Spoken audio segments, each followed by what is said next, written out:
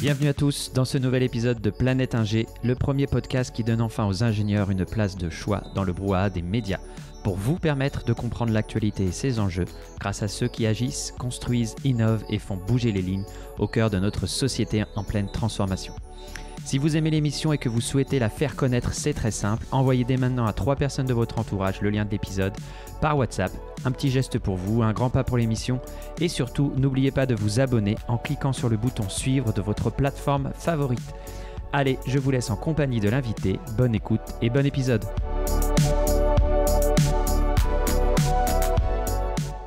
Bonjour à tous, bienvenue sur cet épisode Planète Ingénieur, la reprise, la saison 3. On attaque fort puisque je reçois Wilfried de Conti de chez Bit. Est-ce que j'ai bien prononcé tout, Wilfried? Ouais, bonjour à tous et toutes. Bon, bah écoute, on est bon. Je suis ravi d'avoir tout le monde, de reprendre aujourd'hui. On va essayer de mettre sur cette saison 3 en avant des profils d'ingénieurs entrepreneurs sur des projets toujours un peu en lien avec la transition écologique. Il y aura toujours des digressions, vous connaissez l'émission, mais on va essayer de se tenir à ce cadre-là et vous allez passer un super moment. Wilfried, tu as la lourde tâche de démarrer cette saison 3. J'espère que ça va, tu sens pas trop la pression sur tes épaules? Non, ça va aller. Super. Bon, bah écoute, on y va, on attaque. Bah écoute, je te laisse te présenter aux invités pour qu'ils sachent qui tu es. Avec plaisir. Merci beaucoup pour cette invitation et puis j'ai l'honneur du coup de redémarrer cette saison 3, donc je suis très très content. Je m'appelle Wilfried, je suis le cofondateur de B-Site, tu l'as très bien prononcé. On est une société à mission, je sais pas, pour ceux qui connaissent pas, c'est un statut qui est donné par la loi Pacte et qui consiste en gros à pouvoir mettre des objectifs de mission dans les statuts de la société, donc qui sont des objectifs qu'on dit statutaires, qui permettent de montrer que l'entreprise a vraiment, entre guillemets, sérieusement une mission, et la nôtre, en l'occurrence, c'est de réduire l'impact environnemental de l'industrie de la communication. L'idée derrière ça, c'est de permettre aux communicants de s'engager dans la transition écologique avec une solution qui est extrêmement simple et qui se compose d'outils web et d'une équipe d'experts qui les accompagne. Ça marche, ok. Bah écoute, on va détailler un petit peu tous ces challenges-là dans l'épisode. Est-ce que rapidement, tu peux nous dire ce qui t'a poussé, toi, à entreprendre? Alors, ça pourrait prendre 4 heures, mais comme tu viens de me demander succinctement, je vais essayer de faire court. Moi, je suis issu de la génération qui est un peu baignée dans les sujets environnementaux. Je suis diplômé 2016 de mon école d'ingénieur. Et c'était un peu le début à l'époque par rapport à aujourd'hui. Aujourd'hui, on sent vraiment que c'est ultra prégnant dans le débat public. Mais quand même, pour moi, je voulais me lancer dans quelque chose qui avait de l'impact. Et l'entrepreneuriat, pour moi, c'est vraiment un outil qui est incroyable pour avoir de l'impact dans son travail au quotidien, parce que tu décides de tout. En tout cas, au moins au début. Tu peux embarquer des passionnés avec toi. Tu peux créer les meilleures conditions de travail, tu peux partager ta vie d'entrepreneur avec ton équipe. Donc en fait, si tu veux, pour moi, la vie d'entrepreneur, c'est d'avoir un projet, tu te réveilles pour ce projet quoi, au quotidien. Et si tu mets en place les bonnes conditions managériales, tu peux faire en sorte que chacune puisse aussi percevoir la même chose quand il va au travail le matin. Ok, super. Et du coup, est-ce que toi, c'est un sujet qui te tient à cœur, la façon dont tu t'entoures avec les personnes avec qui tu travailles? Est-ce que tu privilégies plutôt le relationnel aux compétences? Comment tu arrives à trouver l'équilibre entre les deux, justement? C'est le fameux débat soft skills, hard skills dans le recrutement aujourd'hui. Et clairement, aujourd'hui, en fait, on s'est rendu compte que recruter sur hard skills, ça peut être pertinent, peut-être dans les très grandes entreprises qui sont extrêmement structurées, où les choses sont assez segmentées. Donc, tu sais que tu as une petite tâche au quotidien et tu n'as pas forcément envie d'aller chercher plus loin. Dans une petite entreprise, étant donné que tout le monde fait un peu tout, clairement, moi, je privilégie à 100% le soft skills, donc plutôt la personnalité. Et même, j'irai plus loin que ça. En fait, aujourd'hui, on essaye de voir des personnes qui sont, entre guillemets, dans la phase recrutement, bien sûr, qui sont dans une logique alignée avec la vision de la société, de manière à, en fait, déjà avoir au moins ce socle-là qui tient, parce que quand tu es démotivé, il n'y a plus que ce socle-là qui fait que tu vas te remotiver. Donc, un, vision, et deux, soft skills. Est-ce que les personnes ont les quelques éléments essentiels qu'on doit retrouver dans notre culture d'entreprise en particulier? Est-ce que c'est pas prendre un risque de se baser que sur des softs et le feeling plutôt que justement d'avoir une posture d'ingénieur et de bâtisseur en assemblant des profils sur les hard skills, justement sur les compétences pour avancer plus vite, plus loin? Première chose à dire comme premier élément de réponse, il faut dire que l'humain est beaucoup moins maîtrisable entre guillemets que les sciences ou les sciences dures en particulier, dans lesquelles tu peux effectivement modéliser des choses et attendre des résultats. L'humain, en fait, la dynamique humaine est assez incroyable quand tu rajoutes une nouvelle personne dans une équipe, surtout dans une petite équipe, tu te rends pas compte à quel point ça peut modifier les dynamiques. Donc oui, c'est prendre un risque, mais justement, je pense que tu le réduis beaucoup plus en faisant attention aux soft skills plutôt qu'en faisant attention aux hard skills, dans le sens où effectivement la compétence, c'est quelque chose que tu peux développer sur le terrain, alors que les soft skills, c'est quelque chose qui prend beaucoup plus de temps. On se rend compte que quand tu as des éléments un peu essentiels de personnalité que tu cherches chez des candidats qui sont pas déjà possédé par les personnes qui rentrent chez toi, ça va être compliqué. Du coup, ça me fait une bonne transition vers la question suivante. Pour toi, quelle a été la transition la plus difficile pour justement entre le monde de l'ingénierie, la sortie d'école et l'entrepreneuriat? Ça revient un peu à ce que je disais juste avant, c'est-à-dire que le côté maîtrisable de la science dure, tu vois, moi je viens d'un génie mécanique en particulier, donc génie mécanique, c'est des modèles. Tu mets un modèle en place, alors je dis pas que c'est si simple que ça, mais une fois que le modèle est là, en théorie, tu peux attendre un résultat. Donc dans les sciences dures, entre guillemets, ça peut être modélisé, cadré et maîtrisé. Donc j'ai pas eu énormément d'expérience en tant qu'ingénieur, mais j'ai quand même fait de la recherche en Angleterre. Et pour le coup, la recherche, c'est un sujet encore à part, donc je vais pas y revenir et pas approfondir, mais c'était déjà très différent en soi. Après, j'ai eu la chance de découvrir effectivement le monde de l'ingénierie un peu, entre guillemets, classique, du bureau d'études, de la réflexion, etc. Et si tu veux, le passage à l'entrepreneuriat, c'était la découverte d'un monde où justement tu peux beaucoup moins cadrer, maîtriser les choses. Donc côté, par exemple, déjà tu découvres plein de parties prenantes supplémentaires. Tu as des clients, tu as des partenaires, les banques par exemple, les assureurs, etc. Tu as des collaborateurs et des personnes qui vont bosser avec toi. Et pour le coup, là, ça devient plus du tout une science exacte, comme je te le disais juste avant. Donc on a été sensibilisés, nous, à l'école, à cette idée-là. On avait fait des projets à 12. Donc l'idée c'était de pouvoir montrer que quand tu as un projet, c'est pas juste la partie technique qui compte, mais c'est aussi beaucoup comment tu t'organises en équipe. Mais pour le coup, dans l'entrepreneuriat, l'ampleur de ce phénomène est juste multipliée par 100 quoi. En fait, pour moi, le truc qui résume ça, c'est qu'on dit souvent que les gens achètent émotionnellement et justifient ensuite rationnellement. Tu vois, et je pense que quand on est ingénieur, on a tout de suite tendance à penser qu'on va vendre avec des éléments très rationnels, alors que justement, le truc, moi en tout cas, qui a été le plus complexe dans la transition, ça a été de se dire que il fallait justement faire exactement l'inverse. Ok. Quand tu dis vendre à ton client ou vendre à Tout le tout le monde, monde, à tes tout le collaborateurs? monde. En fait, c'est ça, mais c'est une très bonne question, je te remercie de la poser. Tu passes ta vie à vendre. Et ça, c'est un autre truc aussi, tu vois, moi j'ai eu la chance de faire quand même quelques temps dans des écoles de commerce pendant que j'étais donc je fais mes études à Lyon et pendant que j'étais à l'INSA, je faisais aussi un petit peu de tours à droite et à gauche dans des écoles de commerce. J'ai eu la chance d'être à l'EM Lyon et dans un truc entrepreneuriat spécifiquement. Et justement, ils nous avaient dit dès le début, heureusement que j'avais eu ce petit vernis supplémentaire, on nous a dit vous avez passé votre vie à vendre. Moi, je me suis dit bon, à vendre, oui, à vendre. Ma solution. Mais non, en fait, à vendre à tout le monde. Tu vends à ton banquier, tu vends à ton assureur, tu vends à tout le monde parce que même quand tu fais une négociation pour payer moins cher, finalement, ce que tu fais, c'est que tu leur vends un futur où ils gagneront de l'argent, mais qu'aujourd'hui, il faut qu'ils en gagnent un petit peu moins parce que tu viens de démarrer. Donc, tu passes ta vie à vendre. Quand tu cherches des collaborateurs, collaboratrices, c'est pareil. Tu leur vends un projet, tu leur vends une vision. Donc, ouais, c'est une attitude Si tu globale. devais donner un truc, justement, quand tu vends ton projet, qu'est-ce que toi, maintenant, systématiquement, tu fais et que tu as appris à faire, justement? La première chose pour moi qui est essentielle aujourd'hui, c'est que j'essaye de comprendre quels sont les objectifs et les enjeux de la personne que j'ai en face, chose que je faisais pas nécessairement avant. Parce que comme je viens de dire que tout se base sur finalement une décision un peu émotionnelle, chaque personne qu'on va rencontrer dans le quotidien a un objectif différent. Et donc, ce qu'on dit souvent en vente, au sens large, hein, c'est qu'il faut comprendre quel est le contexte de la personne, quels sont ses objectifs et ses actualités. Peut-être que ton sujet va l'intéresser aujourd'hui. Peut-être que, tu vois, je pense à la banque, par exemple, ils sont en train de lancer une offre innovation et ils n'ont pas de start-up dans leur portefeuille. Donc, tiens, ça, c'est une actualité importante que tu dois savoir. Parce que toi, tu peux être effectivement cette start-up qu'ils vont mettre au portefeuille. Donc, connaître vraiment avant toute chose le contexte de la personne à qui tu parles. Tu vois, si tu dois négocier quoi que ce soit, si c'est toi qui parles en premier, c'est compliqué. Tu vois, faut vraiment que tu arrives à faire parler la personne, vraiment t'intéresser. Mais je dis pas ça d'une manière manipulatrice, tu vois, au sens où on pourrait l'entendre, de se dire non, mais il faut avoir le plus d'infos possible. Non, non, c'est vraiment sincèrement s'intéresser à la personne en se disant mais quel est son métier, à quoi ça sert ce qu'il fait, tu vois. Et ça, je trouve qu'en tant qu'ingé en plus, on a cette curiosité en tout cas nous, dans l'école dans laquelle j'étais, moi, avec les gens avec qui j'ai évolué, j'avais vraiment ce sentiment que les gens essaient de comprendre le monde qui les entoure. Et c'est ça, le conseil que je donnerais, c'est avant toute chose, faut que tu te dises, à quoi sert la banque? À quoi sert l'assureur? À quoi servent mes clients? Quel est le rôle de cette personne en particulier dans cette grande entreprise? Que fait cette entreprise? Pourquoi c'est important pour eux?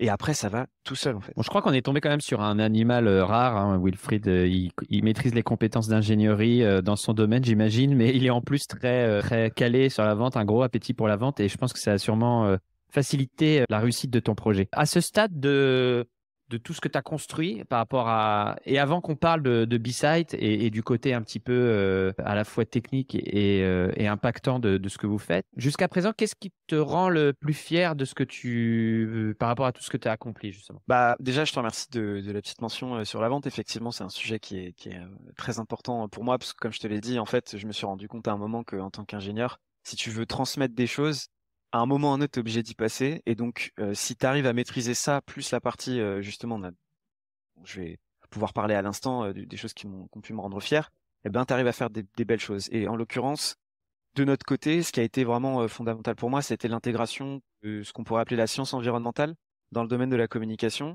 Parce que clairement, c'était pas gagné au début. Les communicants sont pas du tout, mais alors pas du tout de cette culture. Et donc nous, comme je te disais à la base, on est une solution d'achat responsable pour les communicants. Et donc, typiquement, un communicant est beaucoup plus dans l'émotion. Mais vraiment, si t'as une échelle sur 100, ils sont vraiment quand même très, très, très côté 100 sur l'émotion, hein, 100%. Et typiquement, c'est ce qui fait qu'ils sont excellents en communication. Par contre, quand tu viens avec des arguments ultra rationnels, tu vois, nous on fait de l'analyse de cycle de vie complet, on fait du multicritère, donc on a déjà implémenté les méthodologies européennes pour le calcul d'impact. Donc on a un niveau de détail sur l'impact des produits qui est complètement lunaire par rapport à ce qui existe sur le marché. Et donc quand tu arrives face à un communicant qui a toujours tendance à se dire, tiens, on va faire ça parce que ça va plaire, ça va être sympa. Tu vois, on n'est pas du tout sur le même vocabulaire. Bah, on a réussi, nous, à intégrer un facteur de mesure scientifique dans le choix des communicants. Donc maintenant, en tout cas ceux avec qui on travaille et de plus en plus de communicants sur le marché, intègrent cette variable environnementale sincèrement dans leur choix. Et ça, c'est pour moi quelque chose d'incroyable parce que c'était pas gagné au début et on commence à s'approcher à quelque chose, tu vois, de quelque chose qui est, ouais, où les communicants ont vraiment changé d'approche. Oui, il y a un gros impact, il y a des grosses transformations qui sont à l'œuvre dans les entreprises. Je vous renvoie vers l'épisode de Germain Gourenton. D'ailleurs, on avait abordé ce sujet et plutôt en détail. Petite pause dans ce super épisode pour vous rappeler de le partager à 3 personnes de votre entourage par WhatsApp et surtout, si vous aimez l'émission, de vous abonner. Allez, je vous laisse avec la suite de l'épisode. Donc, BIS, l'idée, c'est de rendre éco-responsable la communication des entreprises, si j'ai bien compris. Alors, ça passe par quoi? Ça passe par leur communication numérique, ça passe par leur communication hardware, hein, les petits objets qu'on distribue. Est-ce que tu peux nous expliquer rapidement en quoi ça consiste? Ouais, avec plaisir. Alors, ça passe aujourd'hui principalement par les supports physiques, chez nous en tout cas. Peut-être demain, le digital. On s'est plusieurs fois questionné sur la mesure. C'est extrêmement complexe aujourd'hui. Et en fait, les ordres de grandeur, l'accès à la data est assez complexe. Donc pour l'instant, nous, on est vraiment sur le support physique. D'autant plus parce que le support physique a un peu plus d'impact nécessairement. En tout cas, d'impact au pluriel.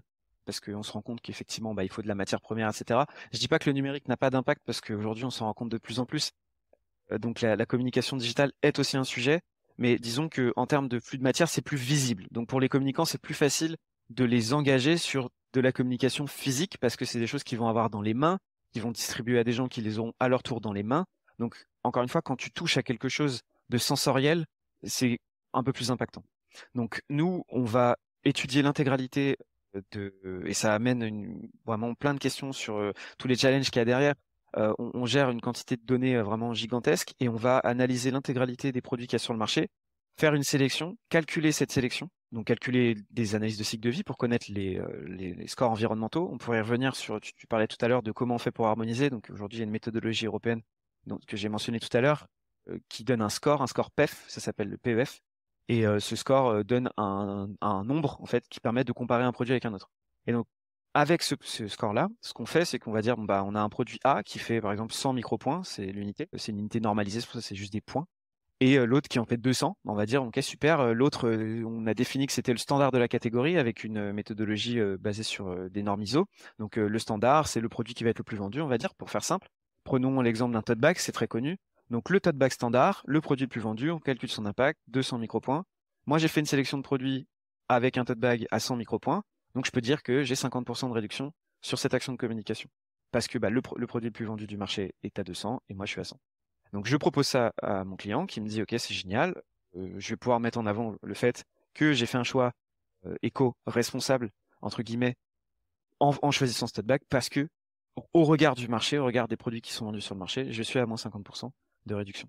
Donc c'est comme ça qu'on fait sur la partie opérationnelle. Et après, on va faire du reporting pour pouvoir fournir aux entreprises qui ont le besoin justement de, entre guillemets, justifier leurs actions et puis aussi en fin d'année de faire leur reporting.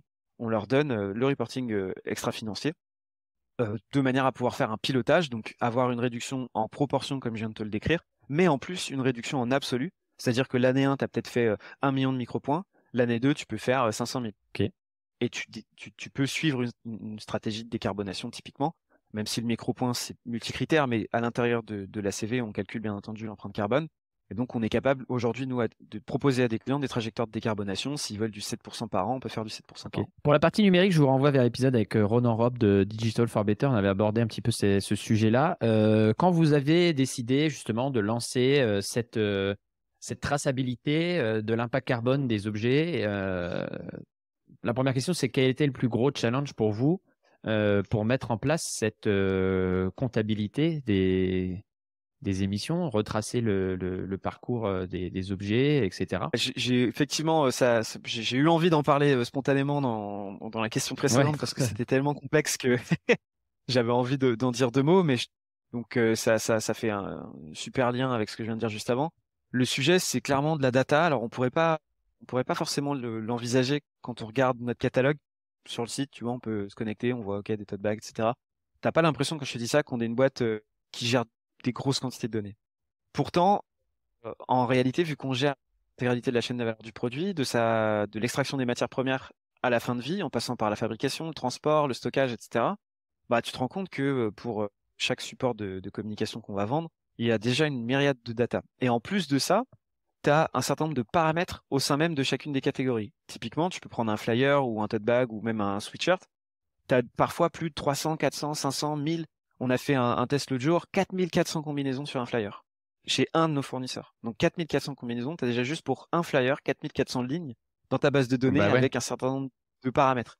Juste pour un flyer. Alors que tu te dis c'est un flyer, tu vois, c'est rien, c'est un bout de papier. Non, en fait, c'est extrêmement compliqué. Et encore, c'était quelque chose d'assez réduit. Et donc, quand on a digitalisé notre activité, parce que au tout début, aujourd'hui, en fait, il faut savoir quand même que dans la com, tu as une grande partie des gens qui travaillent, bon, c'est en train de changer, mais qui travaillent encore presque sur papier, quoi. Tu vois, tu leur envoies des commandes papier.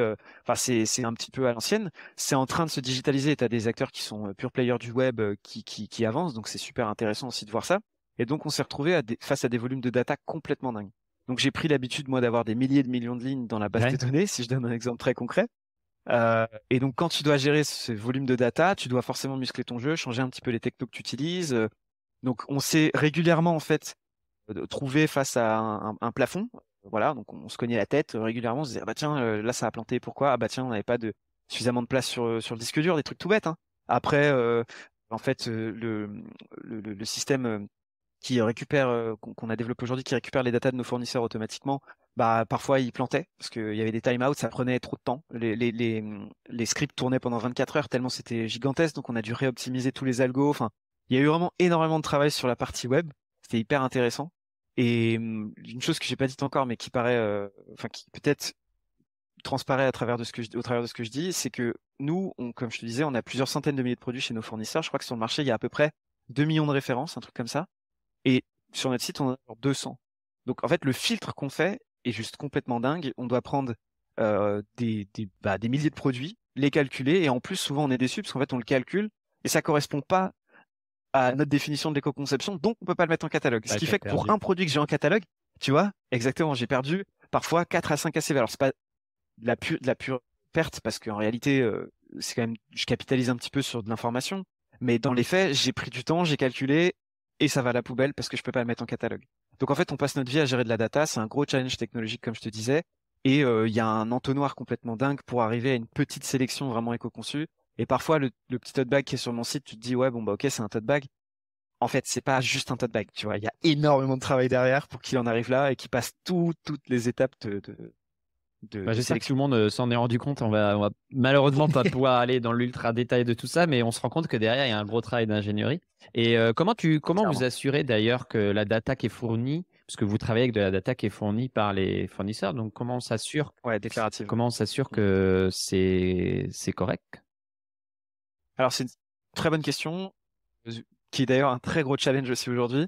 Donc, il y a deux façons de voir les choses. Déjà, d'une part, il faut accepter de se dire que la data est quand même en grande partie déclarative.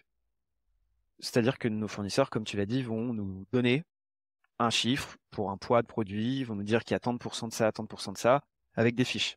Bon. Donc, la première chose à faire, c'est de savoir, entre guillemets, est-ce que la personne te donne des données qui sont fiables? Qu'évidemment, en amont, nous, dans notre processus de référencement de produits, on commence évidemment par le fournisseur et on vérifie un certain nombre de points sur sa transparence, etc. Donc, en théorie, les personnes avec qui on travaille, nous, aujourd'hui, sont quand même très transparentes et acceptent de nous donner un maximum de data. On signe souvent des déclarations de confidentialité pour ce genre de choses.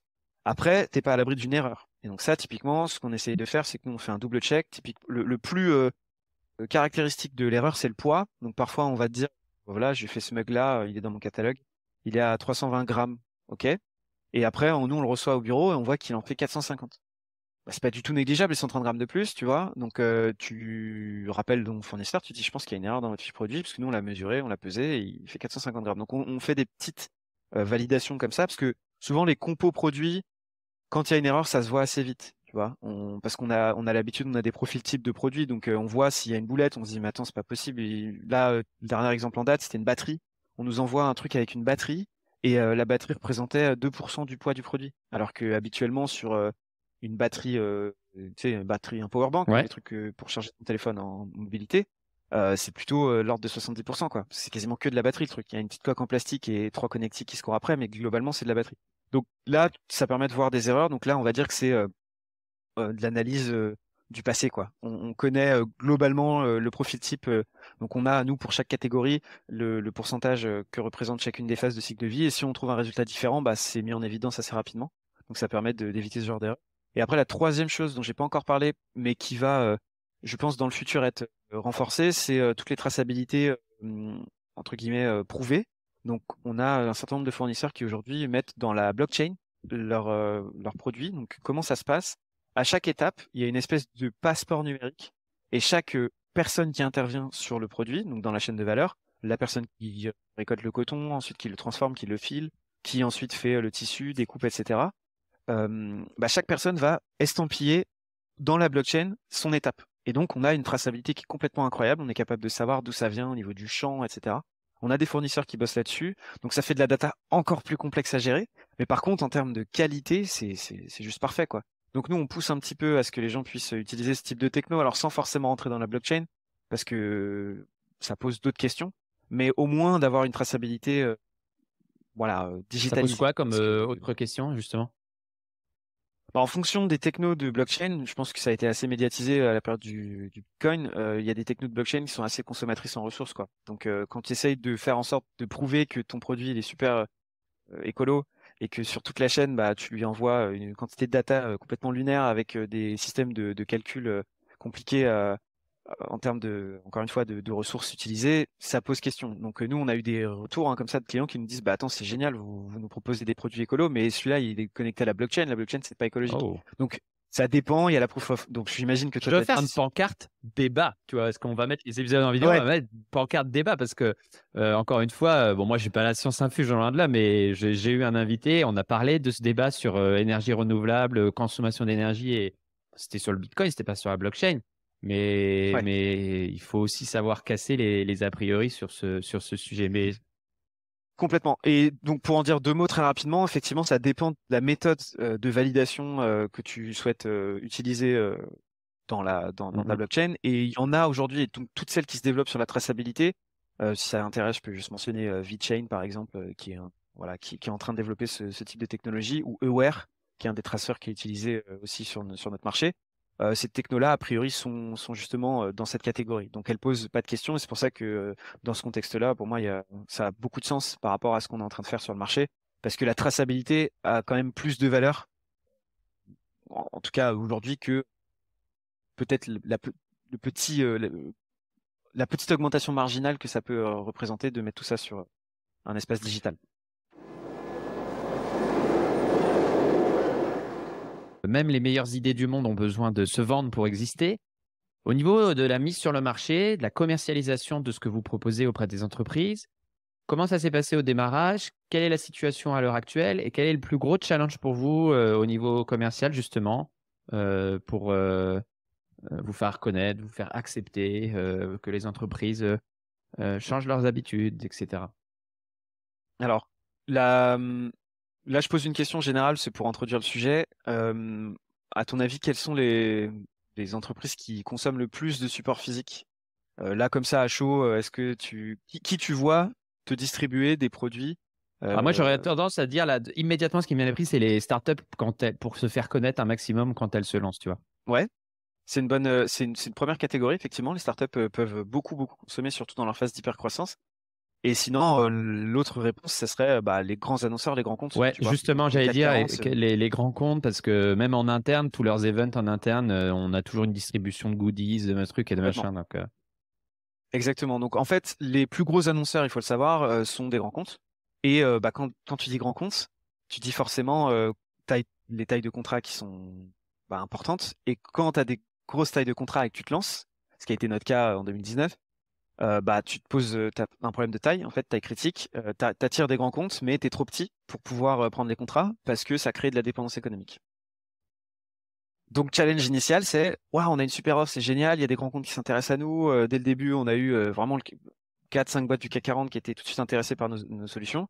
Sauf que quand tu vois la taille de l'appel d'offres, bah en fait, si tu le signes l'année de ton lancement, c'est 95% de ton CA, quoi. Donc, c'est pas possible. Et comment tu fais pour t'en sortir? Bah, tu vas chercher des petits contrats. Donc, tu commences par des petits contrats, tu travailles avec d'autres types de structures qui font plus de la communication ponctuelle sur des petits volumes à quelques temps de l'année. Tu multiplies ces contrats 300, 400, 500 fois. Et puis après, t'en fais un gros. Voilà, ça commence à montrer que bah, tu as de la récurrence, puis deux, puis trois.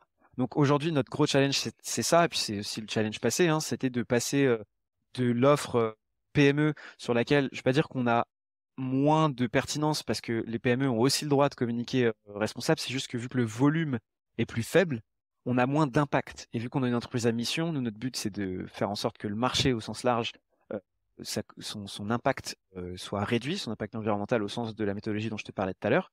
Et donc, pour faire ça, bah, il faut qu'on travaille plutôt avec des grosses boîtes. Parce que nous, bah, un contrat grand compte, ça va être entre 100 et 1000 contrats de PME.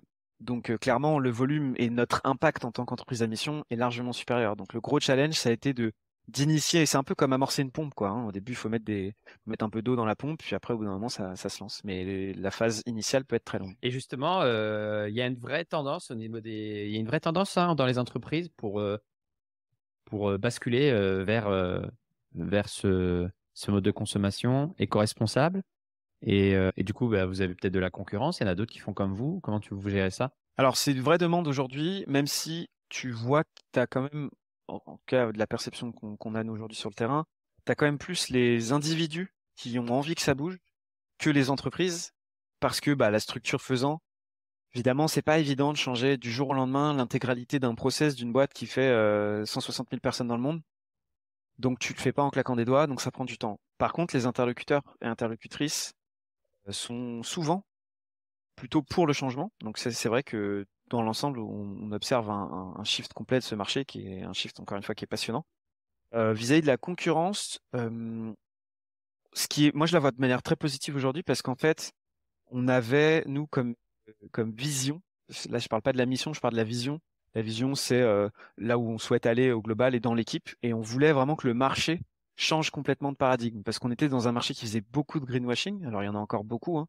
C'est-à-dire que le cas typique, et on avait fait toute une communication à l'époque sur le sujet, c'était le bambou. En fait, tu vois sur tous les catalogues de produits à droite à gauche du bambou dans tous les sens. Et nous, on a fait pas mal d'investigations sur le sujet. On s'est rapproché d'experts et expertes pour savoir quel était vraiment l'impact environnemental réel d'un produit en bambou. Et on s'est rendu compte que dans la grande majorité des cas, c'était pas pertinent d'en faire. Pourtant, c'était le truc vendu comme écolo partout. Et je t'invite, et j'invite nos auditeurs à faire le test, à taper par exemple goodies écologiques sur le web et à ouvrir les sites et me dire si c'est possible de trouver quelque chose qui n'est pas en bambou sur les 10 premiers résultats de Google. Et bah, je pense que c'est impossible, hein, parce qu'on l'a vu 15 000 fois. Pourtant, quand tu fais les calculs avec la méthodologie dont je te parle, qui est quand même la méthodologie européenne qui fait foi aujourd'hui, eh ben, tu te rends compte que c'est pas forcément pertinent. Donc, notre vision étant de faire en sorte que le marché change de paradigme, on voit qu'il y a de plus en plus de personnes qui rentrent dans la phase de la mesure. Et on a nous-mêmes embarqué des fournisseurs, donc des personnes qui sont un peu un échelon au-dessus dans la chaîne de valeur, donc avant nous, et qui se mettent à calculer des impacts environnementaux de leurs produits avec des méthodologies normées, avec de l'ISO. Donc, moi, je le vois de manière très positive. Et en plus de ça, étant donné que, en général, quand tu cherches à conduire un peu un marché dans une direction, tu es censé avoir toujours une longueur d'avance. Donc, moi, je suis assez confiant sur le fait que, justement, on implémente de plus en plus de choses qui ont du sens vis-à-vis du calcul d'impact environnemental et puis de son utilisation. Donc, typiquement, je te parlais tout à l'heure des stratégies de décarbonation. Je suis assez confiant sur le fait qu'on continue à être leader dans cette démarche et que ça va continuer encore pendant quelques années. Donc, je vois la concurrence plutôt comme quelque chose de positif parce que ça permet d'avoir plus de personnes qui tiennent le même discours, Ok, si je le dis autrement. ok, super intéressant. On va fermer ce volet technique, on va dire. Et on va parler un petit peu de management, de la partie vie de l'entreprise. C'est un sujet qu'on voulait traiter ensemble. Tiens, justement, quelle est la chose que tu as apprise dernièrement et que tu as mis en place dans ton entreprise pour avoir un maximum d'impact sur le fonctionnement de ton équipe? Alors, je te remercie pour la question. C'est toujours une question originale et ça demande de prendre quand même pas mal de recul. Parce qu'il y a des choses qu'on fait de manière un peu spontanée, au bout d'un moment, on se rend plus compte que c'était quelque chose d'essentiel dans le développement de l'entreprise. Donc moi, ce qui a été vraiment significatif sur l'impact de l'entreprise, c'était que au démarrage en particulier, j'ai beaucoup évolué dans des milieux incubateurs, innovation, etc. Et il y a pas mal de personnes qui font du conseil aux startups.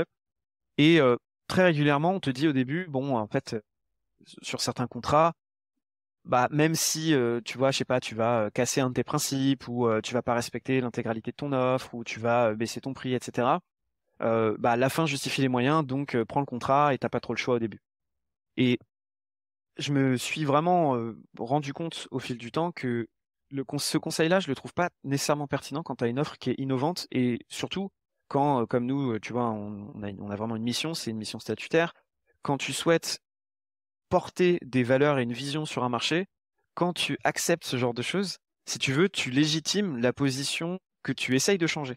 Donc le client arrive avec une position, et à la place de lui dire non, mais en fait, nous, on est intransigeant sur ce sujet-là, on va pas bouger, et donc pourquoi vous devriez suivre cette solution, tu acceptes sa position et donc tu changes rien en fait, parce que finalement, tu viens de lui prouver que même quand tu essaies de faire les choses différemment, à la fin de l'histoire, en fait, bon, c'est un peu, je vais pas dire du bullshit, mais c'est juste des belles visions sur un site internet, mais ça a rien de concret derrière.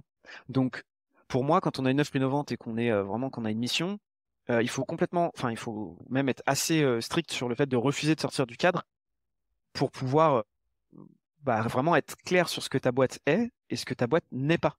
Et quand tu fais ça, tu arrives beaucoup plus facilement à attirer des entreprises qui vont avoir tendance derrière à te recommander à d'autres personnes. Ça s'appelle, par exemple, je sais pas si vous connaissez ce concept, mais la stratégie des 1000 fans.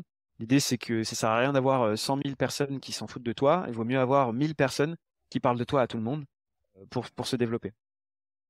La stratégie de on peut pas tromper 1000 fois 1000 personnes, c'est une autre stratégie, c'est pas celle que tu parles. Ouais, non, c'est effectivement une stratégie.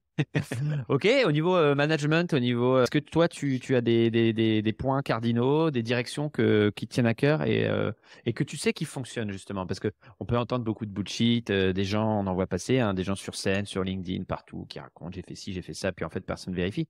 Mais donc, on va te faire confiance. Mais ouais, Vous pouvez venir chez nous si vous voulez, les portes tes- sont ouvertes. pour reprendre du terme d'ingénieur, tes axiomes de management qui fonctionnent et que vous avez mis en place. J'aime bien l'idée des axiomes. Je vais essayer de suivre dans mon fil, dans ma réponse, ces axiomes. Donc, effectivement, le management, c'est fondamental. On l'a, je pense, un peu compris dans le fil de ces épisodes. Le fait que, clairement, l'humain, c'est central dans l'entrepreneuriat pour toutes les parties prenantes. Et donc, en particulier, la partie prenante interne, donc les collaborateurs et toutes les personnes qui travaillent dans l'entreprise et pour l'entreprise. C'est le management qui est essentiel. Il faut absolument se poser cette question, en tout cas un jour. Et étant donné qu'en plus, moi, je me suis lancé en sortie d'école, j'avais eu que des expériences en stage. Alors, stage un peu plus, parce que les gens me faisaient beaucoup de confiance. Donc, parfois, j'étais quasiment considéré comme un CDI. Mais globalement, on est sur des expériences assez restreintes, même en termes de temps. Donc, ce que j'avais pu voir n'a pas trop eu d'impact sur la façon dont je concevais le management. Et à l'inverse, tout ce que j'ai pu voir m'a donné envie de ne pas reproduire. Donc, si tu veux, c'était plus comme un médicament. Je me suis dit, bon, ok, ça, j'y retouche plus parce que c'est bon, j'ai compris que c'était pas ce que je voulais faire. Et donc, pour être très clair, en termes de gouvernance, nous, on a une gouvernance un peu particulière. On a décidé d'officialiser ce terme et depuis le début, en fait, depuis qu'on s'est lancé, c'était quelque chose qui était important pour nous. On l'a officialisé en 2020 Donc on a appelé ça l'entreprise libérée parce que c'est un des concepts, mais même si comme on va le décrire dans l'entreprise libérée, toute entreprise libérée est différente. Donc en fait le terme dans l'absolu, voilà, c'est juste pour donner un peu une vision globale. Et donc ça peut aussi s'appeler entreprise partagée, entreprise opale. Le premier axiome, c'est l'axiome sur les décisions. Alors, une décision va en gros être prise par rapport à son degré stratégique. Donc quand c'est pas important, entre guillemets, ou en tout cas quand ça touche personne d'autre que toi, ton petit périmètre, bah, c'est une décision qui va être prise de manière unilatérale. L'idée, c'est que tu n'as pas besoin de solliciter quelqu'un quand tu dois signer un papier. Là, pour les personnes qui travaillent dans les grosses boîtes, c'est typiquement l'opposé de ah ben non, il faut que j'ai la signature de Michel et Charlotte, ça va prendre 2 semaines, typiquement. Parce que, bah, en fait, pourquoi on aurait besoin de la décision de quelqu'un qui est pas sur le terrain? Et ça amène à un deuxième axiome, mais j'y reviendrai juste après. Voilà. Donc la décision se prend de manière unilatérale quand c'est pas important et que ça impacte pas trop de gens. Ensuite, quand c'est un degré moyen d'importance et moyen de justement d'impact, on va prendre une décision de manière participative. La participation, c'est qu'on a en gros un leader qui va prendre en charge cette décision et qui va consulter. Le leader consulte, récupère les avis, prend la décision. Donc ça, c'est pour le degré moyen. Et puis le degré essentiel absolu, donc typiquement pour nous, ça a été la définition de la raison d'être et de la mission de la boîte. C'est pas un truc que tu décides de manière unilatérale, ça n'a pas de sens, parce qu'il faut qu'on soit tous embarqués dans le truc. On dit qu'on prend une décision collaborative. Et donc la décision collaborative, contrairement à ce qu'on peut penser, ça veut pas dire que tout le monde est d'accord. Ça veut dire plutôt que, en fait, on va mettre en place, déjà, on intègre tous les cerveaux dans la réflexion. Et ensuite, on fait en sorte que personne s'y oppose. Donc on va trouver une espèce de consensus. Et si personne lève la main quand on dit est-ce que quelqu'un s'oppose à ce qu'on valide ça, bah c'est qu'on a trouvé la décision. Si tu demandes est-ce qu'on est d'accord, t'as toujours quelqu'un qui va te dire je suis pas sûr parce que la virgule, tu vois, je la mettrai pas là. Faudrait qu'elle soit plutôt là. Ah non, mais je suis pas d'accord avec toi. Et en fait, tu tournes en rond. Et c'est ce qui fait que souvent dans ce type de management, les gens disent non mais c'est impossible, on peut pas avoir une entreprise collaborative où tout le monde dit son avis sur tout. Bah, c'est justement parce que tu gères les décisions comme je viens de l'expliquer que t'as jamais ce phénomène en fait. Parce que les décisions qui sont vraiment essentielles, t'en as mais quasiment jamais. Nous les points, bah c'est très simple. Nous en gros une décision collaborative, c'est arrivé qu'une seule fois, c'était la raison d'être. Voilà. Et après, à la marge, quand on a certains sujets, mais on est quand même globalement plus dans du participatif. Et le participatif va beaucoup plus vite finalement. Et en plus, il a quand même cette vertu d'embarquer les gens. Donc ça, c'est sur les décisions. Premier axiome, la décision doit être prise par rapport en fait à la personne qui maîtrise le sujet, sauf quand c'est quelque chose d'essentiel.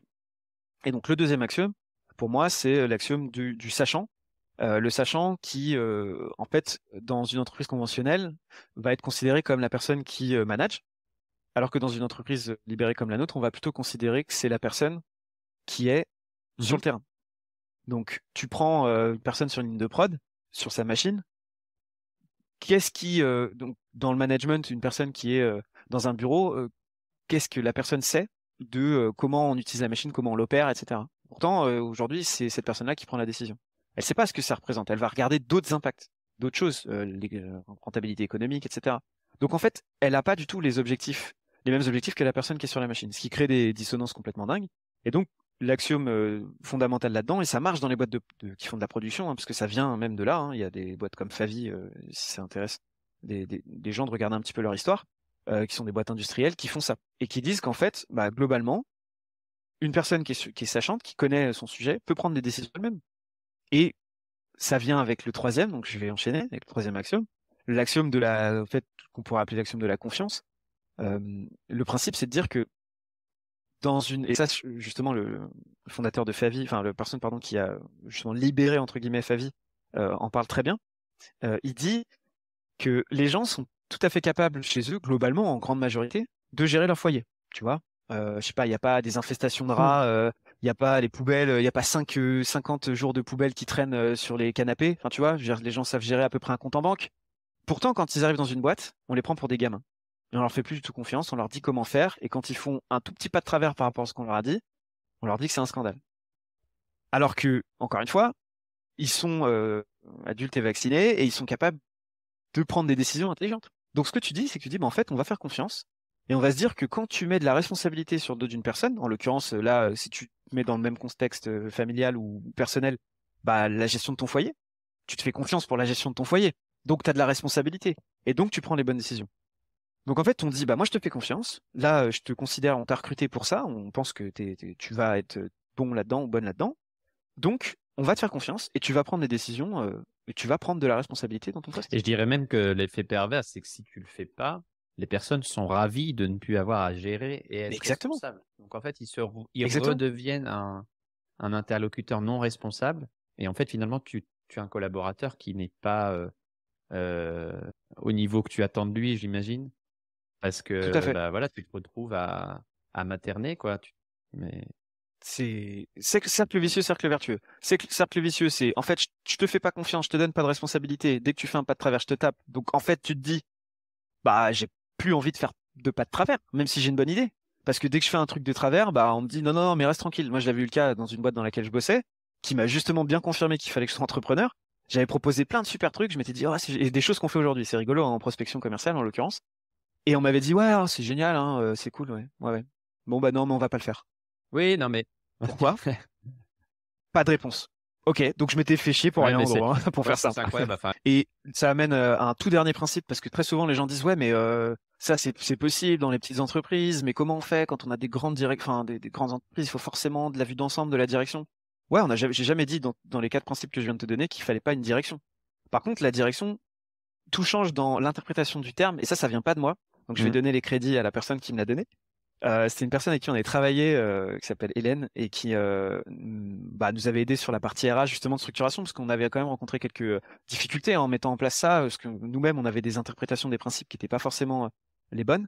Et donc elle nous a dit, en fait, la direction, c'est pas diriger, c'est donner la direction. C'est-à-dire dire où on va aller. Et c'est vrai que moi aujourd'hui je perçois totalement mon rôle comme ça, donc je suis l'un des cofondateurs de la boîte.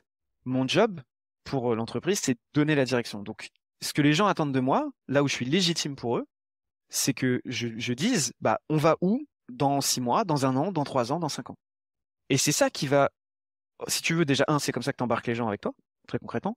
Et deux, c'est ce qui va permettre aux personnes qui sont dans des phases de doute, si tu veux, d'avoir un soutien. Et souvent on dit que dans les entreprises libérées, la direction n'est pas, enfin, tu sais, il y a un peu ce schéma genre pyramidal, la ouais. direction en haut. En fait, tu fais l'inverse et tu dis que la direction est en soutien des équipes. Elle doit donner la direction. T'as besoin tu vois, par exemple, le cas typique de la personne qui ne performe pas, c'est pas pourquoi tu performes pas, faut que tu fasses ci, faut que tu fasses ça. Non.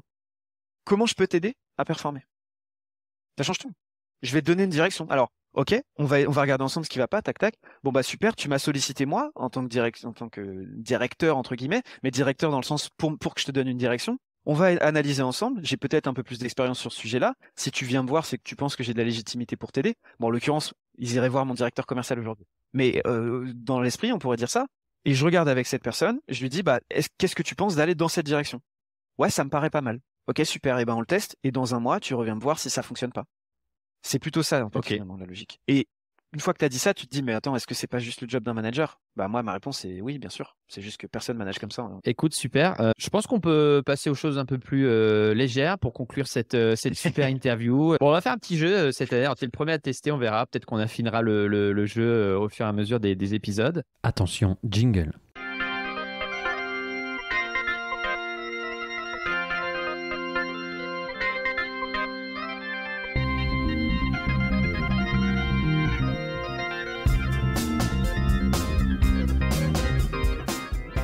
J'ai un petit challenge de la saison 3, c'est l'ingénieur en mode survie. On va voir si tu es plutôt ingénieux. Tu es coincé sur une île déserte et tu as le droit à 3 objets, donc 2 outils et un livre. D'accord? Qu'est-ce que tu emmènes? Alors, globalement, mon idée, c'est de partir sur le livre de, je sais pas si vous connaissez, François Coupland, Déguster les plantes sauvages. Et pourquoi? C'est un truc tout bête, parce que bah, ça m'arrive de regarder koh, parce que je trouve ça rigolo quand même de temps en temps.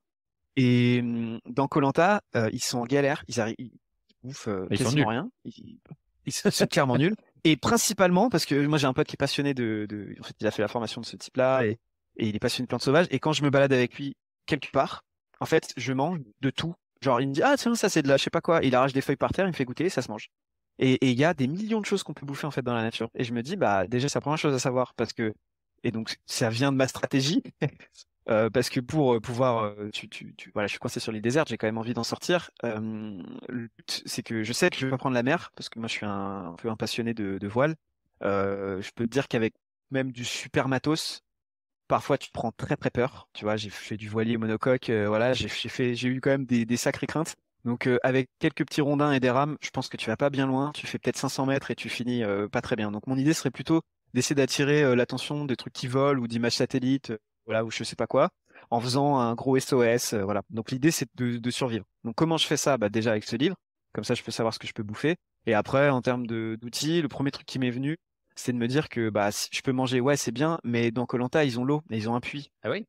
Donc je suis pas capable d'avoir un puits dans l'absolu, donc je me dis, je suis sur une île, j'ai de l'eau de mer, il faut que je dessale l'eau, donc je te demanderai une scie à métaux et des tôles pour pouvoir faire une espèce de système où, voilà, où le soleil voilà, fait bouillir l'eau et puis ça me fait récupérer. Je sais qu'il y a des systèmes comme ça qui existent, solaires, donc j'essaierai de construire ça parce que vu qu'on est ingénieur, il faut quand même qu'on fasse des choses un peu technologiques, même dans les situations les plus Ok, compliquées. super. Ouais, c'est intéressant. J'espère que les autres invités écouteront pas à l'avance Ouais, c'est ça. pour pas piquer les idées. Deuxième question. Si tu devais faire un déplacement professionnel avec une personnalité vivante ou pas, hein, enfin, dans notre image, elle sera vivante, tu te baladeras pas avec un mort, hein, c'est pas le sujet. Ouais, Mais bon, il y en a qui pourraient aimer faire ça. Si tu devais faire un ouais. déplacement professionnel avec une personnalité, tu choisis à qui? Parce qu'en fait, pourquoi la question? Excusez-moi, je mets une parenthèse. Moi, j'ai fait énormément de déplacements professionnels et c'est toujours des moments d'intimité avec les personnes. C'est-à-dire que soit ça passe ou Grave. ça casse. C'est-à-dire que quand tu es dans la bagnole, rien que pour aller à l'aéroport et ou prendre l'avion ou le train et que ça dure 6 heures, vaut mieux que tu t'entendes bien avec la personne. Ou Ouais, alors, c'est le moment ouais, d'apprendre des clairement. choses et d'écouter l'histoire. Donc, vas-y. Moi, j'ai pensé à plein de gens, vraiment, et je me suis dit que j'allais quand même devoir me poser sur une personne en particulier, et cette personne est très connue. C'est une personne qui a fait quand même beaucoup parler d'elle. C'est Jean-Marc Jancovici. Et la raison à ça, c'est que, en fait, justement, vu qu'il a, bon, fait, je pense, changer beaucoup de personnes dans l'univers de la transition, ça a fait rentrer plein de professionnels dans le monde de la transition. Il y a eu une période où il y avait vraiment la Jancomania. Je pense même qu'il y a encore des groupes à droite à gauche. Donc, il a cette aura qui est assez intéressante. Il est quand même très influent, souvent sollicité par le Parlement français, et voilà pour avec son avis d'expert. Et pourquoi j'aimerais prendre le temps, c'est parce que justement, il a souvent des tribunes publiques pour répondre comment dire, aux choses qui lui sont reprochées. Et j'aimerais pouvoir prendre le temps parce que j'ai aussi plein d'avis sur ce qu'il dit et voilà. Et j'aimerais vraiment avoir l'opportunité de passer un moment Pour avec lui débattre. pour débattre de tout ça avec vraiment son point de vue profond, pas le point de vue public, tu Ouais. vois, son point de vue d'ingénieur, son point de vue de père de famille, son point de vue de personne humaine. Pas le point de vue qu'on te demande d'avoir ici et là parce que ça fait du buzz. Tu vois ce que je veux dire? Et je sais exactement comme tu l'as décrit qu'un déplacement professionnel, c'est un très bon moment pour ça. Donc, je pense que je solliciterai Jean-Marc Jancovici, même si maintenant que tu as rajouté en plus le fait qu'on pouvait être avec des personnes qui sont mortes, ça me donne envie de parler à encore plein de gens. Mais disons Bon, que Jean-Marc allez. Jancovici, ça va Il faut déjà bien très poser très une bien. réponse.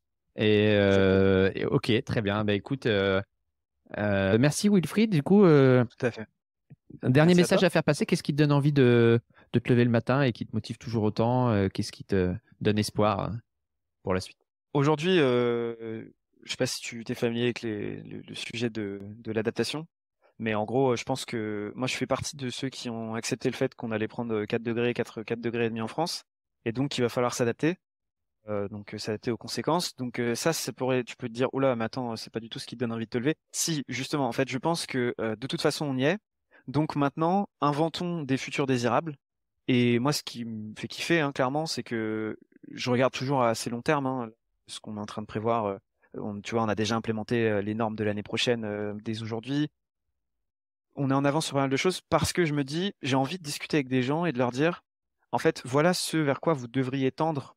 Et encore une fois, la direction, on en reparlait tout à l'heure. Est-ce que vous êtes d'accord avec cette direction? Est-ce que cette direction-là vous plaît?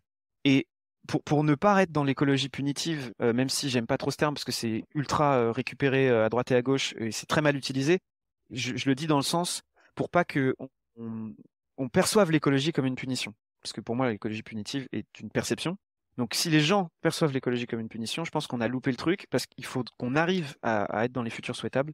Et c'est ce qui me donne envie tous les jours de raconter des nouvelles histoires et d'embarquer le plus de personnes possible dans la transition Ok, écologique. super. Bah écoute, moi j'entends ce que tu dis. Il y aurait des choses à dire, mais pas en contradiction, mais pour rebondir et le pourquoi du comment. Mais je te laisserai le mot de la fin.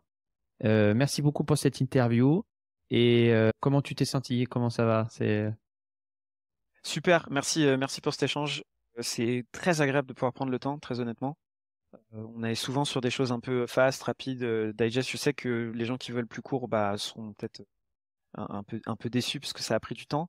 Mais voilà, ça permet aussi d'aller vraiment dans le fond des choses. Et j'espère que les choses que j'ai pu transmettre et toutes les questions que tu as posées qui étaient très pertinentes ont conduit le fil dans quelque chose qui apportera de la valeur aux personnes qui nous écoutent. Merci à toi, merci à tous. Et n'oubliez pas, si vous aimez l'émission, si vous aimez l'épisode, n'oubliez pas de le partager autour de vous surtout.